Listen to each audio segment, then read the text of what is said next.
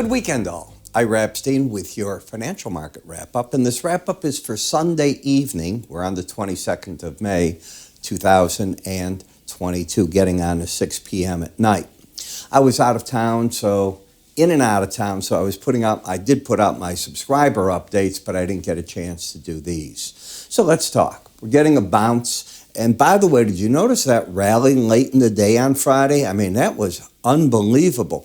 The markets were in the depth of hell, and they had a rally that really shook people up.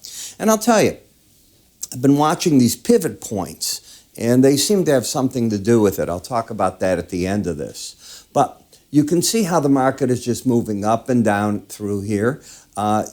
Metals up a little bit, dollar down at the expense of most currencies, getting a short covering rally that began almost, I want to say, just over a week ago.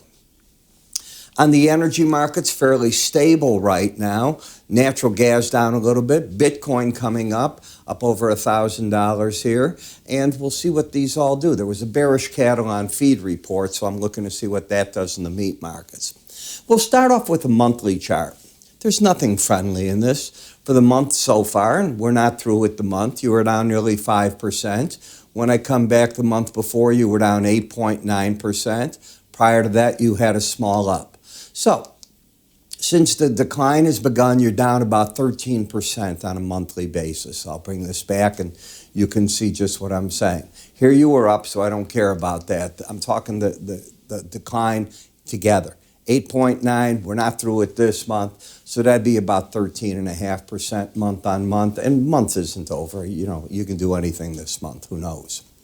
When I look at the weekly charts, we're getting a little bit of a bounce, but you can see how the market is over the 18-week moving average of closes. This is a close-only chart, so it's not interested in the highs and lows, just the highest close, lowest close, and that's all that it's going to work on.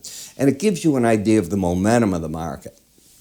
Now, when we look at a weekly bar chart, you've been in a pretty vicious decline since right over here, once you got up into that 46.25 area.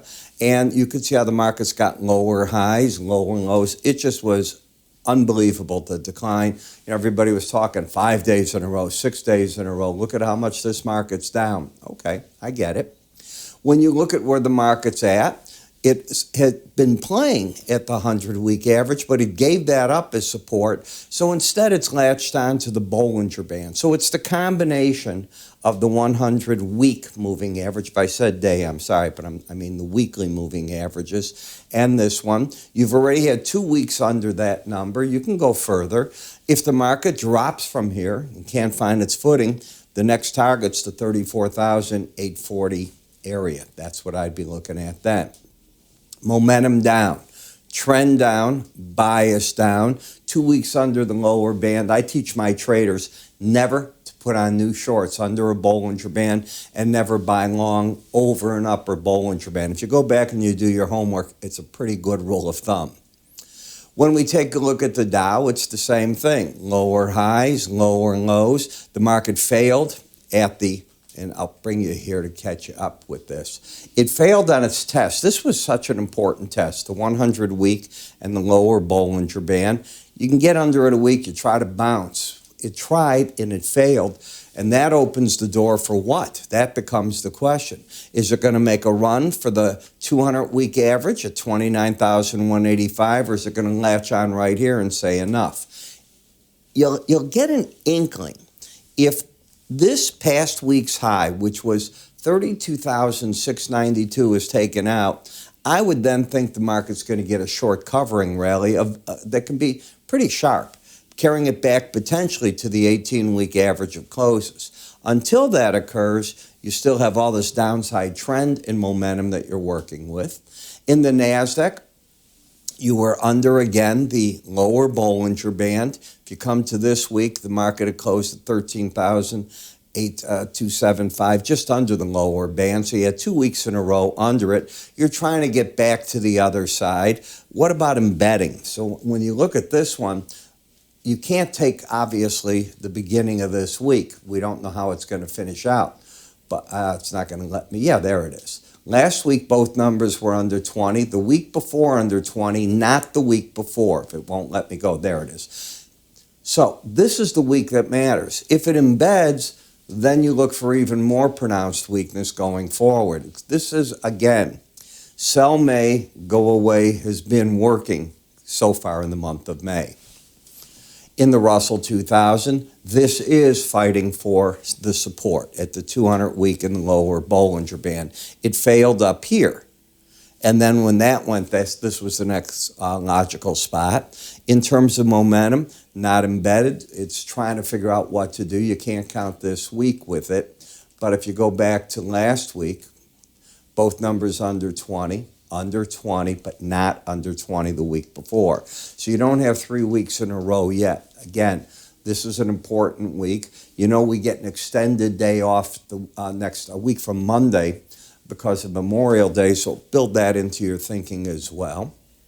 In the bond market, you had an embedded reading that now, today, which is Sunday for the Monday trade, the market came in, lost the reading, but the way I like it to lose it is a close over 21. It's certainly flirting with losing it there, and tonight, the beginning of the week, you're losing it. If it stays lost, the odds favor you want to make a run that's even higher in this market. Now, I don't count the percentage of getting to the 18-week or any average when you lose an embedded reading on the weekly chart as strong as the day. The daily chart in terms of percentages of all my studies, the best. This just tells you, hey, you're going to be under the influence of a market trying to lift. It doesn't have to get that far. That's my point. 10-year note, same type of thinking here. You got a 20.58 reading. If it loses it, the odds favor it's going to make a run towards that upper 18-week average of closes. What about this high over here?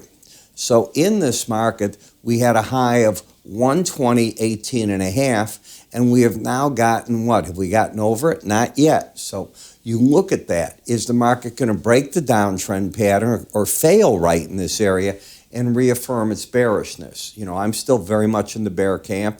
I think the Fed has the back of those that want to be bearish because it's going to keep raising interest rates until, as they said, they don't have to. In the dollar index, the market is backing off, but it hasn't done any damage on a weekly chart. You're still fully embedded. So I think the pros will be looking at a key moving average in this market to be a buyer of it until that average is lost. And in the eurocurrency, I think the pros are selling this rally. Again, if you get my morning subscriber videos, which includes the weekend one, I brought all these numbers up and we had put out the sell and the buy signals for you. I wanted you to look at the numbers tonight and see how they were doing. Then in the Canadian dollar, well, the resistance is going to be formidable right here, 78.58 to 78.53. Now, as we look at this and you try to figure out what to do, if you go short there, you have to have a stop all the way up here. Because the risk is so big, I think that it's nice to look at where the resistance is, but I don't think you're going to get aggressive short selling on it. Yes, the trend is down and the bias is down, but dollar risk comes into this in a big way, and that's frankly too much risk for most of the algorithms. You know, they will look at dollar risk, a lot of them. Everybody designs their algorithm different, but most of them that I've had the privilege to look at over many years, they will look at momentum, they'll look at all these little things, but they all look at risk. Because it doesn't do you any good if you put on a trade because the algo says, oh, that's the bear signal for you. Oh, by the way, your risk could break your account. No, they won't do that. In the Japanese yen, while we're getting a bounce, you're not losing the embedded reading. So I think this is no more than a bear market rally that will result in the market coming back down, possibly for a test of those lows again. In Bitcoin, a rough day on Friday, no question about it. Notice how the market's finally moving to the right-hand side of the Bollinger Band in a market that still has downside momentum, but probably doesn't want to stay under that band. Doesn't mean it's ready to turn up in a strong way here. But I was looking when I was putting out signals last Friday for traders, I said, I think the market's going to give you that pop back over the band. It's getting it. Then the differential between WTI and Brent crude oil. So you can see how the market's getting a bit of a pop here. Now, I probably got to change the months and get everything more in line with what we want to do here. Here you go with the Brent itself, higher lows, higher highs. You can see the price here, 112.16, and 109.85 on the WTI. And the differential here is about that, the $2.32. When you come over and you take a look at the market, you see you're in the uptrend in the WTI. The resistance is 120.45. Momentum is flattened out. It had been correcting. It's drifting right now. I would still look for support at the 102.95 area, but you do understand these ranges are so big, it's very difficult to trade it and be able to maintain any sense that you're controlling the funds in your account. Gasoline, it just keeps making higher highs. You know, I was watching the national news just before I came on and recording this, and they're talking about air travel, the price of gasoline, how to extend paying for things. I mean, crazy. I had a friend that came in from Chicago. He normally flies to Puerto Rico for a quick stay. The airfares have gone up 50%. And I said, what are you going to do? He said, well, now it's not fun. He said the hotels didn't raise the price, but the airfares are terrible, and that is with a stop. He said without a stop, it's doubled. He's very concerned about that. Higher lows, higher highs, looking at the market getting itself overbought right here. So you put it all together, and you got to ask yourself, so what did I mean with these pivot points? Well, let me explain this. I cannot mention the person's name because he's barred from the industry. He did some bad things and wasn't good what he had done. That doesn't mean he didn't have a sense of genius about him in terms of chart analysis. I happen to think he did. And he came up with a technique called pivot points. Now, if you go on Investopedia and some of the areas, you'll learn about it.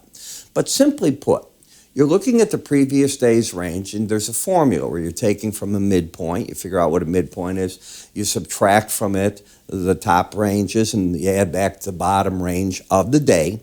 And you're going to come up with a series of numbers that are support and resistance. They are buy and sell numbers during the day with the idea that if the market falls down to this number, it's going back to the center line. If it gets up to the red number or the orange, it's going to drop back to the center line.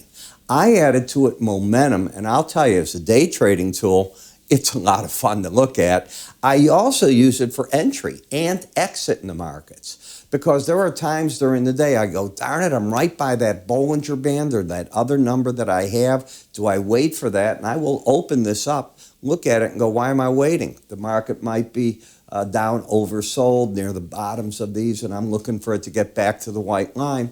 It's helped me. That doesn't mean it's always the right way, but it's an interesting part. So what I did is I created a free video series. I want you to see how I teach, so you can see the enhanced Bollinger Band, my charting courses, and other courses I'm in the midst of creating. How do you get it? It's pretty simple. To get it, all you got to do is go to our website, www.iraepstein.com. Under the words, and you'll see it, free offers. That's where this is all going to be, under the free offer section. If that's too hard, just take your cursor, if you're on your computer screen, move it up here. It'll take you right there to the free offer section, away you go. You might want to look at the education section once you're on the website as well.